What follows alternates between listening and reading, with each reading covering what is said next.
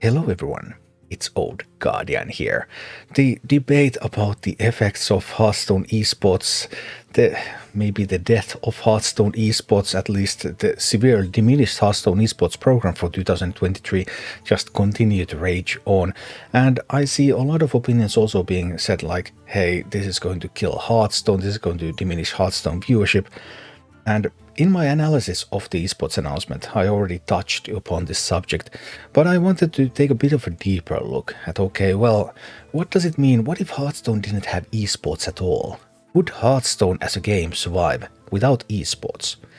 So, for example, looking at Twitch viewership, Hearthstone is currently the number 24th most viewed game on Twitch, and this is the top 13. So, what do people watch on Twitch? By far the most viewed category is just chatting, because there's a lot of Twitch viewership that just isn't dependent on like high quality gameplay, isn't dependent on state of the art, the best of the best competition. That's not what people, that's something that people do watch on Twitch, but it's not exclusively what people watch on Twitch. And the incredible success of just chatting just shows that. Personalities do matter. In Hearthstone for a long time, the content creation scene has been dominated by personalities and not competitors. Just like Just Chatting is dominating Twitch. Then we have, of course, well, League of Legends has extensive esports program. Grand Theft Auto 5, no esports. Well, Rarran has esports. Minecraft, no esports. Escape from Tarkov, no mentionable esports. Dota 2, yeah, that's esports. The international, it's pretty famous esports program. Apex Legends has esports. Fortnite has esports, although the investments in Fortnite esports have been reduced over the past years. So, like, what we can see from this is that there doesn't seem to be very good correlation between whether a game has an esports program and whether a game is watched on Twitch. Likewise, there is not a big correlation between whether a game has an esports program and whether a game is played. People play lots of games that are not esports titles. So the next comparison typically is that, hey, Blizzard is now killing Hearthstone like they killed Heroes of the Storm and like they killed StarCraft 2. Well, did they kill Heroes of the Storm and StarCraft 2, and if they did, then was that same or different than what's going on with Hearthstone? Well, with Heroes of the Storm, yeah, Blizzard did kill that one. Absolutely. Heroes of the Storm in a genre with League of Legends and Dota 2, the main competitors. Very esports-oriented games. Heroes of the Storm had also a pretty successful esports program, but then Blizzard got that and of course also ended the support for the game. Well, there's still minor support, but the main support is gone. It's just in maintenance mode. And yeah, okay, that was pretty tough. But then again, it is also in a genre where it's competing against main esports titles. Then there's StarCraft 2. Well, StarCraft 2 is also in maintenance mode. StarCraft 2 still has an esports program, even though its size has been going down. But what has happened to StarCraft 2 playership? Well, after StarCraft 2 became free to play, the player numbers actually have increased. There are more concurrent StarCraft 2 players now than there have ever been in the past. So, StarCraft 2 is actually, it's surviving. It's sort of a niche title. RTS games are very challenging, very difficult games. The number of people who will play this sort of hardcore games is limited. But StarCraft 2, as a game, it exists and it's doing surprisingly well considering how few resources Blizzard uses on it nowadays. So, even if Blizzard takes away resources from a game, well, sometimes they can kill it, and sometimes they don't. It also depends on the competition, it depends on the genre. What about Hearthstone? Hearthstone is a collectible card game, so Hearthstone is competing against games like Magic the Gathering, in various iterations of Yu-Gi-Oh!, a Pokemon trading card game. What about these games and esports? Remember, Hearthstone has plenty of developers. Those developers are not going anywhere.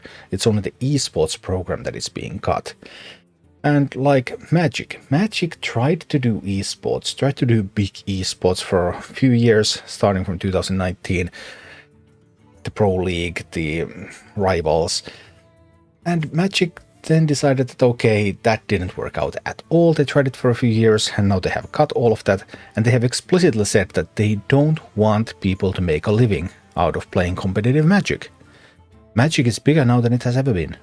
Magic is making more money for Hasbro than it has ever made in its history, by far. Okay, there are some issues with milking players out of money with all sorts of releases. Yeah, we're not going to get into that in too much detail. But Magic as an esport and Magic as a game, the correlation just doesn't seem to be there. What about Yu-Gi-Oh? What about Pokemon? Neither of these has, both of they do have world championships, they have some kind of esports programs, but nothing really big. Like, you get a reward card or something. You get maybe 20,000 for winning a championship. Yeah, like, the esports programs of Hearthstone's competitors don't actually seem to be that great. Magic has put the most effort on esports, and Magic has already toned that down before Hearthstone did. Because they figured out that, hey, this is not actually bringing in the revenue. Yu-Gi-Oh! And Pokemon never invested deeply into esports. So, just because Hearthstone esports is now receiving cuts, it actually doesn't look like that has a lot to do with the success of Hearthstone as a game. We know that many games succeed without esports. And we know that Hearthstone's competitors' success is not determined by their esports at all. So yeah. Well, what do we know about the history of Hearthstone? Has Hearthstone been able to get like a lot of esports viewership? What did money buy for Hearthstone esports anyway? Obviously there was the YouTube deal, and many people are saying, hey, YouTube deal killed Hearthstone esports. And in a way, maybe that's true. Because if you look at like 2019 Masters Tour, Seoul, $500,000 prize pool, peak viewership was 86,000. Compared that to 2022, Masters Tour More Disorder, $250,000 prize pool, peak viewership was 9,911. Or World Championship, 2019, $1 million, peak viewership 276,000. That's on Twitch. Then 2022 on YouTube, World Championship 500,000 prize pool, peak viewership 21,000. So Hearthstone esports already over the past 3 years had lost 90% of its viewership. 90%. Did Hearthstone lose 90% of its players? No, it did not. It most definitely didn't. And the amount of money that they have been pumping into Hearthstone esports has just been, there's been no, I mean, you can take any manager running numbers and looking like and saying that this is crazy. This expenditure is totally insane. We're putting in so much money, we're not getting anything out of that. So, like, if I was the financial decision maker, I would totally kill this program. That's like, just looking at these numbers, those are crazy. Obviously, an argument has been made that, hey, once it gets back to Twitch, viewership will increase. So, hey, why don't you invest more in it again? And you will get more viewers. But if they have now seen over 3 years that, hey, we lost 90% of esports viewership, and it doesn't affect the game at all, then why would they care? That's just...